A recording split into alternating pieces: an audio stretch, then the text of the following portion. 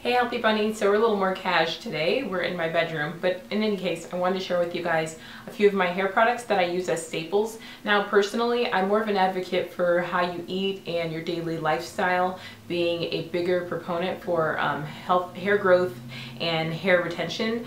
But I do think that it's important to mention it, and then of course we'll always have this video to refer back to if anyone has any questions about what I use. So I'm going to include the things that I use regularly, the things that I feel panicked if I run out of. So the first thing that I use regularly is my jojoba oil, and it doesn't matter where you get it from, but this one is from Trader Joe's just because the price was right and it's just convenient while I'm already grocery shopping.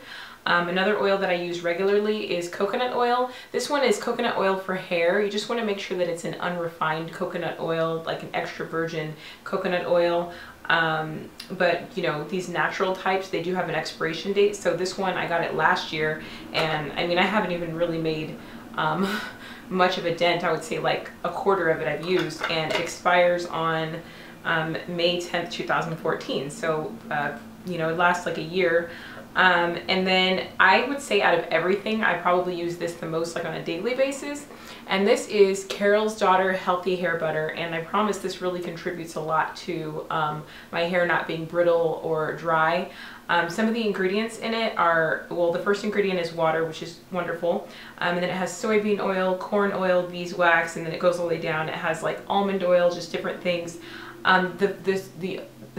The smell of it is kind of strong and I don't really like it, but the product works so well that I don't care. It's thick like a whipped shea butter would be the best way to describe it. I just think it's really good for thick hair where other light products just don't do the job. My hair has low porosity, which means that I have a difficult time kind of like absorbing moisture. And just as a sidebar, I always hear people saying, oh, I need oil, I need to moisturize my hair with oil. But you actually don't moisturize your hair with oil, you moisturize your hair with water and you seal it in with oil. And so going back to the coconut oil, which the particles of coconut oil are so small, it can actually penetrate the hair shaft, and this is important for like a pre-shampoo process. It kind of helps the hair not swell up as much and absorb as much water. So just a little sidebar for you, but I would say out of everything, like I tried this as like a sample size on the Carol's Daughter website, and I even use it when my hair is like straightened or blow dried or whatever, and I actually use it too, like as a, like I'll use like a heavier amount for like a styling cream too, to like set a braid out or a twist out. It's also really important every single time you wash your hair to deep condition it. I know that some people only deep condition their hair like once a month or whenever they feel like it, but I just cannot ever wash my hair without deep conditioning. It's just been ingrained in me since my mom would do my hair as a kid, and it's just a really great way to get an extra treatment on your hair because our hair goes through a lot, just being exposed to the elements, and then us combing it and brushing it and doing all that we do. It's a really good way to restore it. Many of you who already know a lot about you know, hair and products know that you need to have a deep conditioner that has protein, and then you need one that has moisture, just moisture and no protein. So I use one or the other each time. The first one is by Komaza Hair Care, and it's an olive moisture mask. So this one's completely just moisture. And then this one is by Shea Moisture, and it's the Anti-Breakage Mask. So you can grab that at Target. I think of the two of them, this one is least expensive. It's like $9.99. I don't remember. I think this one might be closer to $30, especially since it's a 16 ounce. But I do alternate. I alternate so that way my hair doesn't get too much protein and end up becoming brittle and break.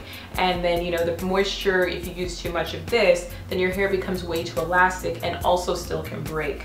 The other thing I do for a deep treatment is Cassia Obovata. This is part of like an Ayurvedic treatment, and it's basically a root that they have ground into a powder, and it's known as neutral henna, although it's a completely different plant. I started using this stuff because I was really interested in henna, but all the videos I saw, it was this really long process and a huge mess is made in the process, and I was so scared I'm gonna like stain my sinks and bathtub and everything, and I just didn't want the mess. And when I was doing my research, Cassia Obovata seems to have very similar results. Now, of course, I've never done henna, so I can't really say how well they compare, but what I do know is since I started using Cassia, I have noticed so much strength in my hair, which really helps my hair to stay strong and be longer.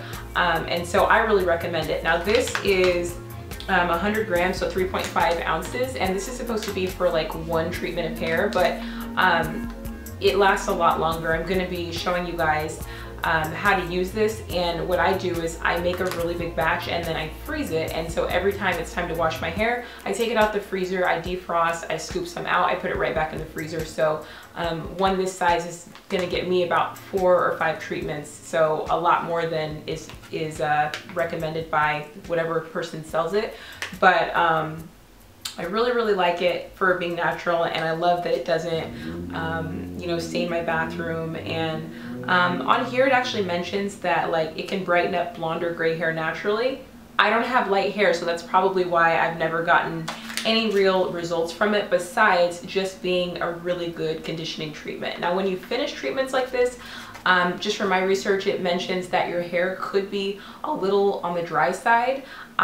So I follow up, I rinse it out, and then I follow up with my Tresemme Naturals. You guys have probably seen this at Target. It's super inexpensive, but this is what I use to like rinse the rest out and just to make sure my hair is feeling moisturized. And then I follow up with my super heavy, you know, type of leave-in conditioner. So those are my products. You know, I keep it simple on my channel as far as like products, and I more so focus on the food and, you know, the health of our body as a whole. But I did want to share with you guys because, you know, for me, I don't want to keep it a secret. If I have a good product that works for me, I may as well share it with you guys, and you may get some use out of it. Some of the products will probably be mostly better for people with curly hair.